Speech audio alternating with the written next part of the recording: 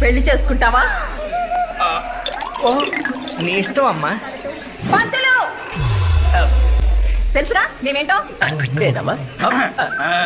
అర్థమైంది. కోటి కట్నం, 25 ఆడపడుచు కట్నం. అమ్మాయి లక్షణంగా ఉండాలి, వంట వరకు వచ్చుండాలి, ఇంట్లోనే పడి ఉండాలి. ఏమంటారు? అంటే అస్సలు తగ్గదు. అదే డిమాండ్ తో ఇంకో 5 సంవత్సరాలు గడిచాయి. సేమ్ పంతులు, సేమ్ అమ్మ, నాన్న పొజిషన్ కూడా సేమ్ టు సేమ్. పంతులు అమ్మా 50 లక్షల కట్నం, అమ్మాయి లక్షణంగా ఉండాలి, వంట వరకు వచ్చుండాలి. మరి ఆడబడుచుకి దానికేం అవసరం? ఏమంటారు? అంటే అంటే తగ్గదు. అలా ఇంకో 4-5 సంవత్సరాలు గడిచాయి. Same Pantulu, same mother, same to same father. కానీ ఎనర్జీ లెవెల్స్ బాగా డ్రాప్ అయ్యాయి. పంతులు అమ్మా కట్నం ఎందుకు? కొరుక్కు తింటామా? మాకున్నది చాలదు, అమ్మాయి లక్షణంగా ఉంటే చాలు. ఇంక వంట అంటావా?